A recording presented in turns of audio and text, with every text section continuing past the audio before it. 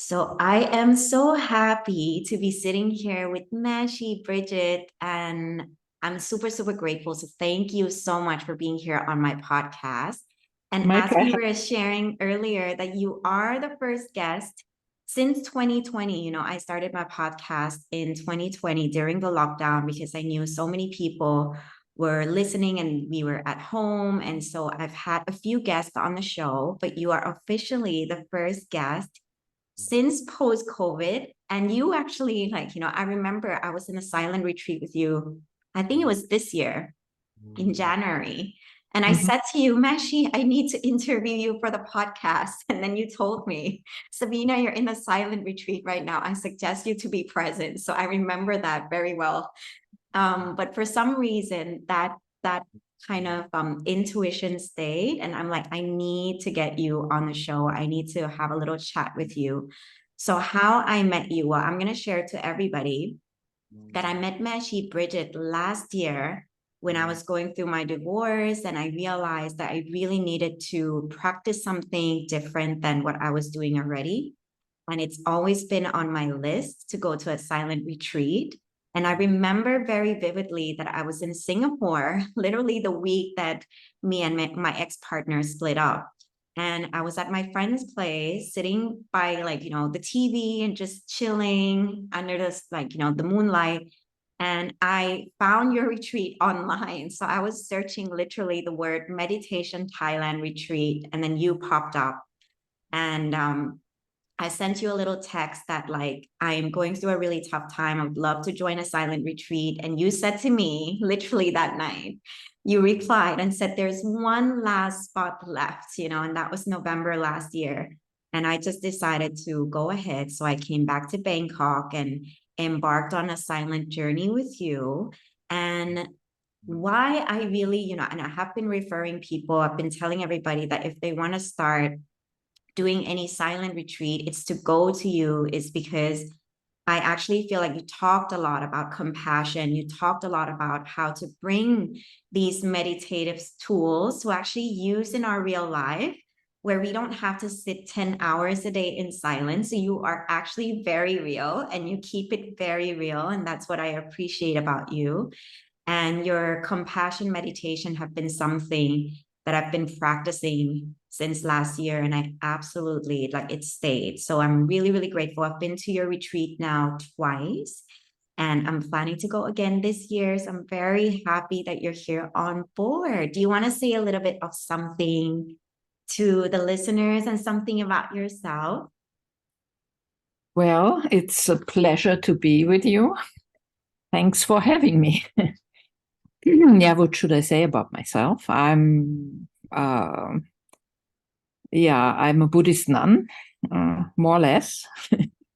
And I stay here in Thailand in temples since 1989, practicing meditation, practicing mainly Vipassana meditation, but of course also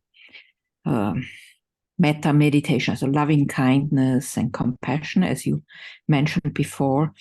That all falls into one thing. Once you start to practice, then this all becomes one. So I'm here, I practice, and I try to share whatever experiences I'm having in this time of meditation for 34 years now. And yeah, what else should I say? That's it. Meshi, can you tell us a little bit about, in the retreat, I remember that you told all of us that there is a lot of suffering in the world. And I remember that because when I went to do a silent retreat with you, I was actually in a very painful phase in my life. And there was just so much suffering in my heart. And you talked a lot about that there is so much suffering in the world. And I think for a lot of listeners right now who are listening, maybe they're also going through some form of suffering. So I'm curious to hear from you about how we can actually ease, the suffering in our daily life, because it can be quite heavy for all of us. Mm. Well, yeah, that's the hardwood, you could say, of the of Buddhism. The first teaching the Buddha gave 2,500 years ago, that was about suffering. He said that absolutely everything in life has this seed of suffering. It's all kind of not really satisfying. So the first, we call it the first noble truth, the truth of suffering. And he also said there is a cause for that suffering. There is always a cause. It doesn't just come out of the blue. There is a cause. And the cause for suffering is always holding on, attachment, being attached to things. No? Then he said that's the second truth. And the third truth is the truth. That's the good one. He said suffering can end. There's also a cessation of suffering, the third truth. Or you call it in Buddhism nibbana or nirvana or something like that. Not the band, no, I mean, although that is good too. And the fourth truth is the truth of the path that leads to this cessation of suffering, to the question you had. How can we alleviate suffering or ease it or get rid of it? So what is very important to understand is that there is always, in Buddhism, we always speak about cause and effect. There's always a cause and a result. So the first two noble truths, they show that too. So the suffering is the result and the cause is attachment, holding on. And the other two truths is the cessation of suffering and its cause, the path to the cessation of suffering. And I always like to share it in a way where you can see it more clearly. Like if holding on, attachment leads to suffering, so what would lead to the cessation of suffering? Of course, it's letting go. So that's the hardwood of all Buddhist teaching. You can choose in your life. You either suffer, then hold on as much as you can, or let go and suffering will cease. So easy. But it's not always so easy. It's not so easy to be done. do it, isn't it? Right. I remember when I was at the retreat with you and I was telling you that I'm grieving so hard and I was actually crying nonstop for 6 days, It was like I spoke to you and you just said, you got to let it go. You got to let it go. And I really didn't understand how to let it go. And I also didn't understand that I was so attached to this person. And not just the person, actually, I was also attached to the title, the label of being in a relationship. And I just didn't know how to let go. And you're right, it's like, it's so easy to say to let go, but how do we actually do it? I mean, I've experienced Vipassana and I realized that it has helped me to really let go. Like somehow you just let go. But I'm speaking in terms of many people who might find it hard to let go. Like, is there a tool or something that we can do to actually let go? Well, for me, it works to have this knowledge. I give you this knowledge. It's a wisdom in a way, but as long as you haven't really realized it yet, it's not wisdom, it's just knowledge. So you have it up here, let's say, in your brain, and when you suffer, use it. Use that. Say, okay, she said, or the Buddha said, the letting go leads to cessation of suffering. And I'm suffering. So why am I suffering?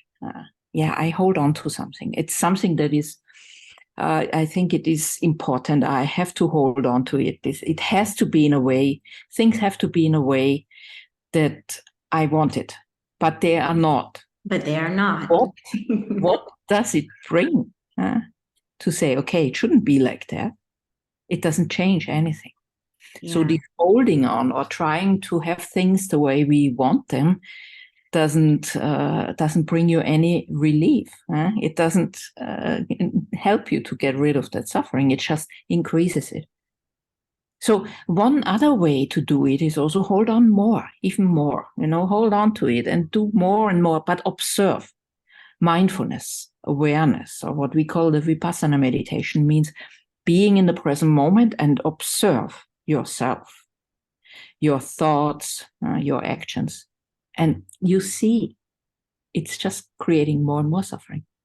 And even the most stupid person one day will let go because it's too hot. It's like having a hot coal and you keep holding on because you want it, but it just burns you and brings suffering. So it needs time.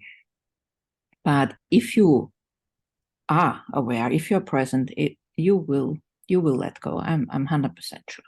Thank you. Thank you for that. I think that's really, really beautiful. And I've never experienced Vipassana in my life. And that was the first time experiencing it with you. And I think I came at like the most suffering time of my life as well, that somehow holding on was just not working for me. And I had no other choice but to let go. And so I remember when I came back to you again in January, and I told you like, oh my goodness, I am having a really good time in my Vipassana.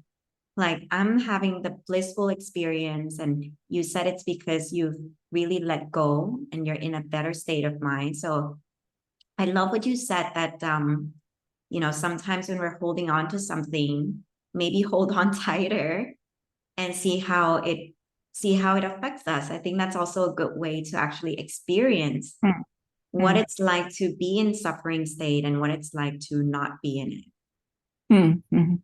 Yeah. But people are individually different. So some really need to go through a lot of suffering until they are able to let it go, and others have it more like they think quicker and can let go easier. But the experience is deeper if you really go through a lot of suffering. If it's easy to let go, your experience is usually not that deep. But if you go through a very strong period of suffering like you had that time, then it can become a pretty strong and deep experience. So yes. Wow. Thank you so much for sharing this wisdom. And I think this will benefit everyone. One of the things that you also shared personally in the class during our retreat, I think it was in November, was about having wholesome thoughts and unwholesome thoughts. That another way to look at it also is whenever you're having a thought, like for example, the reality in our lives and might already be suffering. Like life is a suffering. The moment that we're born is the moment that we're dying, and it's the moment that we will one day get sick. And you've often mentioned that. And you said, since the reality is this way, it is very, like, is it based on a Buddhist teaching as well to choose your thoughts wisely, right? Like to choose the wholesome thoughts and unwholesome thoughts. I wonder if you can share a little bit more about that. Well, you can only say things are as they are. So if you are present, you can observe, okay, things are like this. So if I think negatively about that, does it improve the situation? Surely not. And negative thoughts, seeing things always in a negative way, will just drag my mind down. It's like a load on my mind, so I'm down. And if I'm down, it's very hard to deal with situations, especially when they are not easy. But positive thoughts will cheer you up. It gives you more energy, positive energy. So your mind is kind of alleviated. It's lifted up. A wholesome mind is lifted up, and then it's much easier to deal with situations, even if they are not easy. So negative thinking usually doesn't bring anything. But that doesn't say we go away from seeing things as they are. Because I said before, okay, you should see the suffering. It's good to see it, but that doesn't say you have to suffer. It's a very good saying one of my teachers said. We do not have the duty to suffer. We only have the duty to see the suffering. So you see it. And that shows Vipassana. Vipassana is always, Vipassana or insight meditation is like you see the present moment as it is. And that helps you to go a step away from the situation. So you are not involved in that suffering, but you see it. You observe it. This is suffering. It's like that. And then the suffering is much easier. There is suffering, but it doesn't need you. The suffering is already there in the situation, in life, as you say, in birth, old age, sickness, death. That's all suffering, but it doesn't need you to be so involved that you suffer from it. You don't need to mentally suffer from the things that are already there. They are already there. They won't run away too. Don't worry. If you don't suffer, the suffering will not run away. But you don't have to mentally get involved in that. So that is the trick with the Vipassana meditation. You observe. You feed your inner observer more. So you observe whatever situation is there. And then with more distance, you can also see, okay, what is now real and what not. Because we are occupied with negative thoughts, as you say, or from past mistakes or whatever, and it drags us down. I'm not good enough or whatever, things like that arise. But it's just some assumption in your mind. It's not a reality that is there. Yeah. So we have to learn to observe that and use wisdom, apply wisdom, and then deal with these things. Meshi, how about when I have some clients and many of my friends and family as well who have to deal with very, very difficult people in their lives. And sometimes it can be very, very challenging, and then you wonder, what karma have I done with this person? That's why they're here. And I'm sure you hear about this question sometimes, what is the way? Yeah, what is the way actually to deal with difficult people in our lives? I know they are meant to be our teachers and to help us elevate ourselves, but is there any other insight and ways to handle difficult people in our lives? Well, as you say, it is, of course, a teaching. As those people who make your life a bit harder, they usually also good teachers, because you learn to have patience, you learn, you get wisdom how to deal with this difficult situation and stuff. But that doesn't say you have to search for these kind of people, because I need more wisdom. I have to find someone who is difficult in my life, suffering. That's not the thing. Yes. But if you can't avoid it, then try to be patient, be observing, try to stay more inside and don't go too much to the outside. Because if you're inside, you see anger arising, impatience arising, the thought to beat someone up is arising. But you're not acting, you're not speaking or acting out of this. You might still be thinking out of this situation, but don't do any action. That is important. And if you can, you don't have to be with these people if you can avoid it. You don't have to. If you see some people just bring a lot of trouble to your life, make your life very difficult, and you can avoid them, then you don't have to be with them. Even the Buddha, if you can't have good friends, rather have none and stay alone. But sometimes you can't. Sometimes you can't because it's family member or colleagues or something. Yes. And then protect yourself a bit. Fill yourself.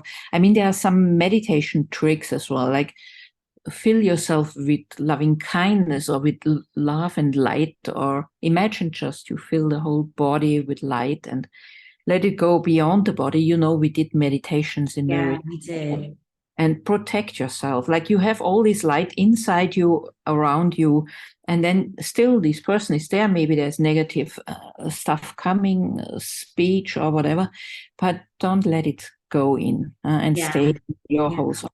And I often also feel like people who deliberately hurt other people are also feeling hurt, and that's why they're acting out of anger and resentment. And it's like what you say, like sometimes you're experiencing these emotions inside and you're actually expressing that outwardly, either to the family member and people. And I love that you mentioned the loving and kindness, because that's one of the things that I really, really want to talk to you about, because you have been sharing so much about compassion in both of the retreats that I have attended. And yeah, can you tell us a little bit more about why this resonates with you and why loving and kindness is something that we need right now in our world today? Well, this is a very important thing. It's usually when you come to, like me, I came to Thailand and became and started with meditation, and I just started with Vipassana, being mindful, being aware. But after some time, it's just impossible to avoid having metta or developing compassion and loving kindness, because if you see it starts with suffering again. If you see suffering in a true sense, you see there's suffering going on. It's not just you. Birth, old age, sickness, death. All beings have to experience it, be it humans, animals, those beings we can see. They all have the same trouble. They all have suffering.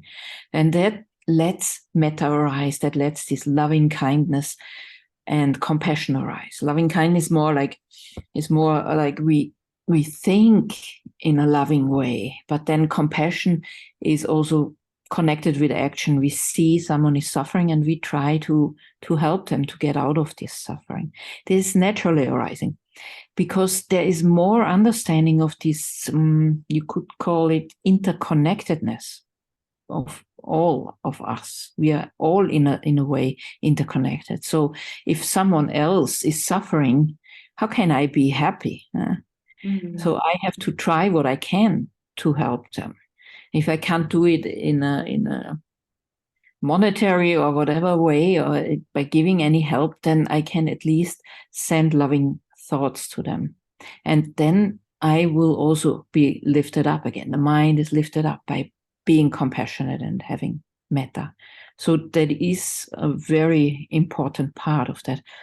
But then also this being lifted up, it means you have more inner peace. If you have a loving mind, a compassionate mind, you have more peace. Even if people are difficult, you get more peaceful. Automatically, you feel more peace because you create a positive mind through that compassion. And then it reduces automatically also all negativity we have in our mind. You exchange the anger or the don't want to be with them with compassion. It's positive. The anger is not positive. It helps you to become less egoistic and self-centered if you do that, because you don't just think about your own happiness, but we are interconnected. So why should I not also wish for others the same happiness that I wish for myself? So these are things that are important. That's why we need to practice compassion. Yeah. If the world had more of this metta and compassion, then there wouldn't be any wars, or we wouldn't deprive others of their life or their possessions or things like that. That's that. And it also has a very much of an ethical part, as I said now, if compassion is there, you wouldn't betray others or do anything negative to others. Yes. So, and also there is this understanding, that karmic understanding. There's always whatever I do will also kind of return to me. Yeah. So this gives a real wholesome understanding of humanity and being human. Yeah, I recently asked you about the diamond cutter, and thank you so much for sending that to me, because it really helped me to see as well that the seed that we plant is also very important. and that it grows, and also like how we need to see the reality for what it really is and cut through the illusion that we might have. And one of the things that you talked about when you mentioned the compassion in the retreat is like, we cannot have a compassion for other people if we don't start having compassion for ourselves. Can you elaborate more on that? Because you were really like, you really helped us to build the foundation that like, if we're jumping away and giving compassion to everyone, helping everyone, giving away everyone, but we don't have loving kindness and compassion to ourselves, we're actually not having compassion at all. So is it okay if you share a little bit more about that? Yeah, sure. If we always, when we practice this loving kindness, compassion, we always start with ourselves, because we can only give what we have. So if I give a lot and wish for all, but wish for all to be happy, but not for myself, then it's not true. It can't be true, because we are all one in a way. So you always have to start here. So if I want to give someone 1,000 baht, then I need to have it first. I can't give what I don't have. So always start with yourself. And when your mind is filled with this loving kindness and compassion, then it radiates that, and it's much easier to share it with others, consciously or not. Even if you do not consciously say, okay, may you be happy, it's just your radiation, the way you are, that makes others feel more protected or loved. So always start with yourself, of course. Otherwise, it's not true. Yeah, I love that. And I think that really shifted the way I work with my clients as well. Is like they need to plug in with themselves first. And I think that really also helped me to come back home to myself. So one of the things that I wanted to ask you today is, I know a lot of listeners might not have experienced a Vipassana retreat before or been to one. But when I was there, you talked about it a couple of times, that when you're practicing Vipassana and you're being in silence and you're keeping your energy inward and really being the observer of what's happening in the inner experience and just letting it pass through without attaching, without holding on to it, we are actually doing so much good karma to the world. We're actually clearing a lot of our own blockages and the blockages of the world. So can you elaborate on that? Like, how are we taking responsibility when we're being silent and embarking on a Vipassana retreat? Well, if you practice this Vipassana or insight meditation, the main thing is to be present and observe whatever is going on within and without you. And that gives you a deeper understanding of your thoughts. What am I thinking now? Your emotions. Am I angry, or am I whatever, greedy, or any other kind of emotion that is there? And it gives you also more awareness of actions that you are doing, or speech that you speak. And by having this awareness, by again being a step away and observing that, you will be able to separate what is wholesome, what is unwholesome, what is positive or going into a good way, or what is going to a negative way and to leading in the end to suffering. Positive leads to happiness. And of course, it's a natural thing that we will choose happiness and not suffering. So just by observing, by being aware, we will reduce this negative activity, speech, and thoughts, because we see it's the hot coal, like I said before. You hold on. It's hot. I burnt myself. Why should I hold on to it? The problem is just not being aware. If we are not aware, then we do stupid things like that, and we create more and more suffering for ourselves. But if we are aware, you will sooner or later not be able to go this unwholesome way anymore, because it leads to suffering. And that is the whole teaching of karma. Karma is actually just a cause. And we call vipaka is the result. So whenever I do unwholesome, I speak unwholesome, and even think unwholesome, I will have results that are unwholesome and lead to suffering. Whenever I change that and be doing wholesome, good things, speaking in a wholesome way and thinking in a wholesome way, then it leads to more happiness. And by observing, I see that. And the more I see it, the mind will learn. The mind is nothing we can force. We have to know that. You can't force it, but you can train it. And by seeing it, you train it because it sees, whenever I hold the hot coal, it will burn me. So I don't do that anymore. Yeah. And So it's more like a mind training. I'm alleviated. I'm happy. I'm getting to a joyful state of mind, and everything becomes easier. So I will do it. That's it. So I guess when we're like kind of taking responsibility also for our own mind, our own emotions, and our own thoughts, we are doing our world a favor because then we're not adding the suffering on to what's already happening around us. You know, like that's how I always look at it. Like if I'm gonna say something, and if this is gonna be causing somebody suffering, or it's gonna be adding more of the suffering into the world, I'd rather just keep it to myself and work on it.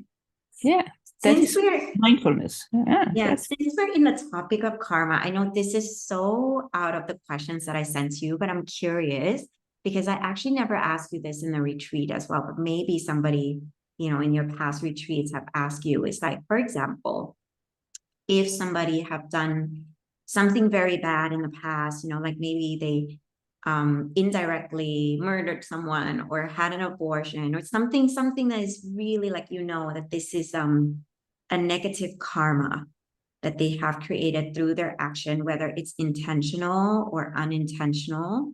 Like, how do we actually clear such a heavy karma like that? You know, like something that is deep within our family or even in our bloodline or even in ourselves. Yeah, I'm really curious about this. You can't clean karma. Karma is a cause, it will always have a result. But whatever you do in the present moment is much more powerful than the past. Past is gone, you can't change it. It will have a result. But if you are aware now in the present, and you are aware, like you said before, I rather don't say things because they might lead to other people quarrel or whatever, so I try not to do it. So you have a wholesome mind now. So whatever wholesome you do, speak, and think in the present moment is supporting you. You could see it like you have a glass of water. Or you have a glass and you put in 1 drop of black ink. That is the unwholesome karma you did in the past, let's say. There's 1 drop of black ink there. But now you know, I don't want to do any unwholesome thing, or I try to not do it. And you do a lot of wholesome, good things, speak good, think good. It's like filling water into that glass, more and more and more. And the more water you fill in, this drop is still in there. You can't clean it away, but it is so diluted that there is almost nothing to be seen. So when the glass is full, you have almost clean water, and this drop of ink doesn't cause much trouble anymore. So that's how we can support ourselves. Now is the most important moment. That's the moment where you can do the thing. But still, it is a result, but it might be much, much weaker than. Yeah. I love that analogy because I really see the picture, you know, of the water being diluted. And so that actually means then we always have a choice, you know, to transform our lives by adding good karma seeds into, you know, our field. Sure. You know, like by doing good, by thinking good, and it all starts with ourselves, because if we're thinking bad about ourselves and criticizing ourselves in the mirror and in our head every day, then even if we're saying the most beautiful things to other people, it's not true. It's like what you're saying, like, you know, and I think that really gives such a clarity as well, how important it is to be in such integrity and in such alignment that it really has to really come from inside. Actually, now that we're talking about this, it brings back, and I wonder if you can share that story as the last story, because I know our time's almost up, do you remember the story that you shared about how there was a feast that the king was hosting for the Buddha, and then like somebody was waiting outside, but she had such a pure heart and she didn't, do anything, but she was so happy for everybody that she collected the most karma. So I love that story. I wonder if you can share that. Yeah, it's There's a so bit. much wisdom in that story. Yeah, it's a bit longer a story. It's actually it is the meaning, the deep meaning of what we call mudita, or sympathetic joy, like being having joy with others' good deeds or Yes, yes, things they do, no? yes. And that in that case, it was in the Buddha time that the king invited the Buddha and I think they say 500 monks. They always speak about 500s in that time. So they were in the palace and they got all kind of beautiful offerings, food and robes and whatever they needed. And the king did that for 7 days. He invited them for 7 days. And then they got their offerings, Buddha gave the blessing, and then the king asked who did the most wholesome karma today, because he wanted himself to be, I gave so much, so I have the best karma. And the Buddha said, the beggar woman outside the palace wall. And everyone was surprised, how come? and then when the Buddha went back to the temple, the monks asked him why. And he said, yeah, because this woman had a pure mind and she was really having this very strong sympathetic joy. She rejoiced with the king who could give so much, and she rejoiced also with the Buddha and the monks who received so much. And it was also said that the king said all the leftovers from the meal should be distributed to the beggars outside. So they also got something. And she rejoiced also with all her friends there who got something. And that went on then for 7 days. And the king, every day he got more depressed because it was always the lady outside there, the beggar, and not him who made the most wholesome karma. So on the 7th day, the minister thought, okay, we have to do something to make our king happy.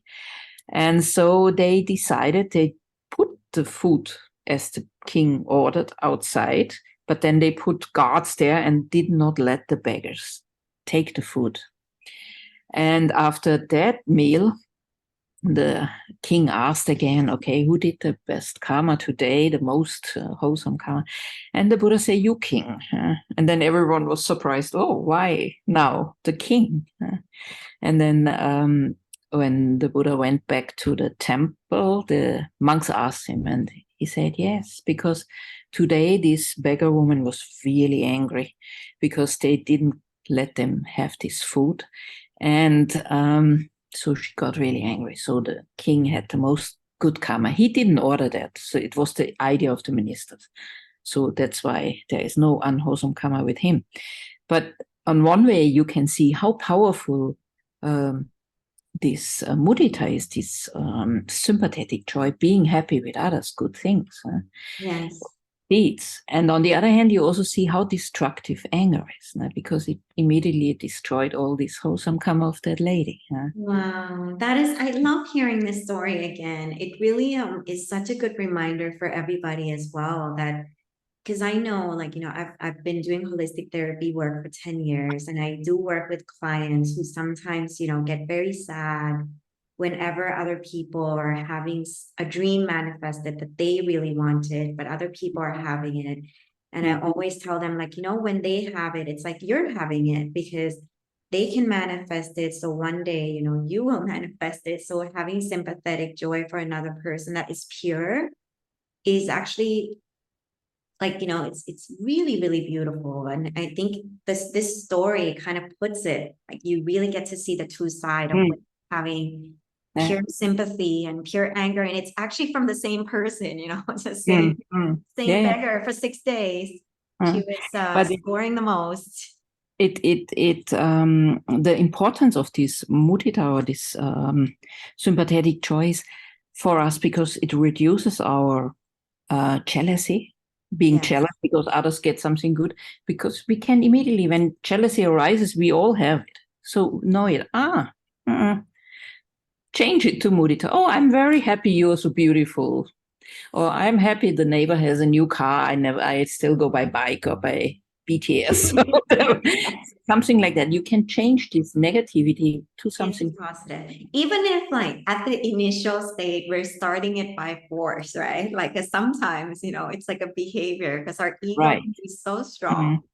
And I know that because when I was going through my divorce, like initially I was like, I'm 30, I'm 37 at the time. And I was like, my life is supposed to be this way and this way and this way, not like turning backwards and starting life again. And I remember that there was one day, and it was actually after I came back from the retreat, and I just saw somebody on Facebook, like, who to me, to my ego, had everything. And I was just like, feeling a little bit sad. It was not jealous, but I definitely like found myself comparing myself with her. But I realized it was from my own emptiness and my own sadness. And I remembered your words in that story. And I was like, you know what? I'm really, really happy for her that she has all of that. And so then, like, I'm curious, like, and I think I spoke to you in January and you said that it was fine to like start practicing, even if it was like a training field, like you're not comfortable doing this, but then it will become natural. Yes. It's with everything. You have to start it, and then it will become like if you do it often, one day, then you will see this kind of jealousy or envy with others' good things it just doesn't arise anymore, because it can't. Every time it arises, it. Mindfulness again is very important. You know it, and face it, and then it doesn't work anymore. Thank you so much. Oh my goodness, my heart is filled and I feel like I'm reconnected to you and to the energy, and it's bringing back, the whole Vipassana experience that I've had. And the reason that I brought MC Brigitte on board for everyone who's listening is because, she's one of the person who really guide me through my toughest time.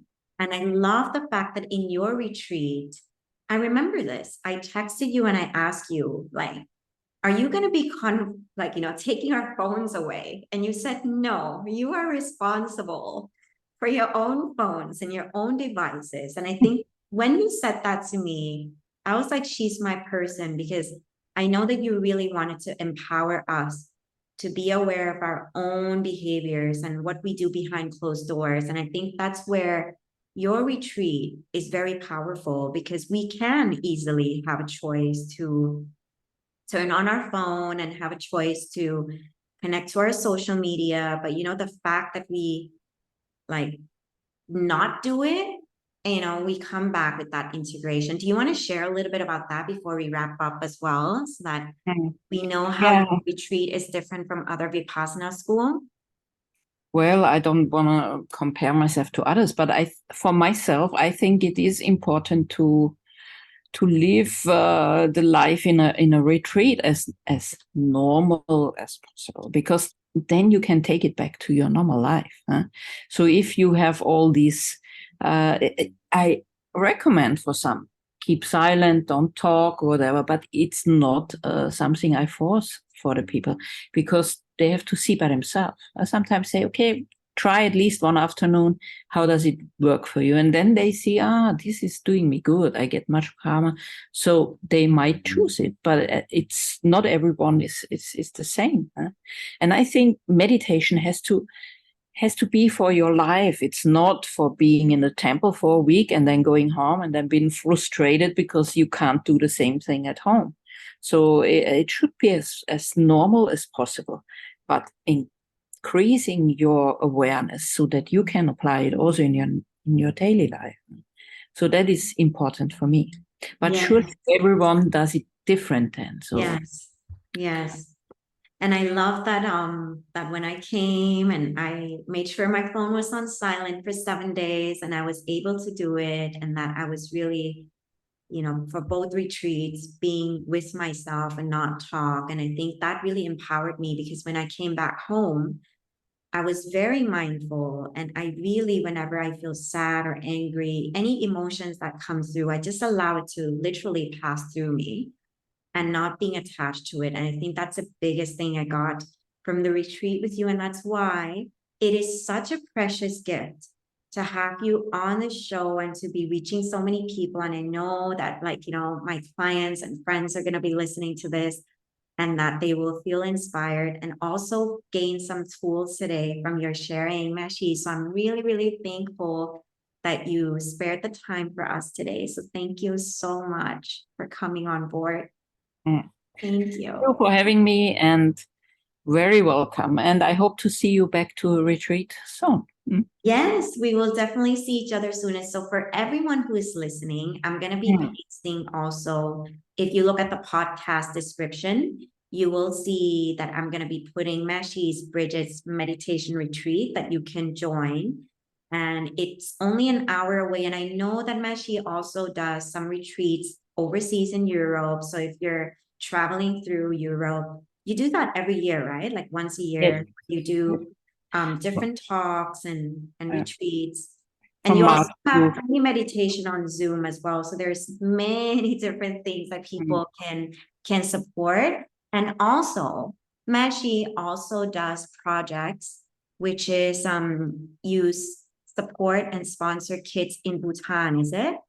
Right. Education, and I have sent some money for that as well. So there's many things that you can support Meshi, because being a Meshi means you actually don't make your own money, and everything is by donation. And so I really hope as well that for anybody who's listening right now, that you would take your time to go into Meshi's website and take a read and see what resonates with you, and support her cause, support her project, join her free meditation. And if you can, then it's highly recommended as a once in a lifetime experience to also join her for the 7-day silent retreat. And that's it. That's a wrap up for today's session. Thank you, Meshi. Bye. Bye. Thank you.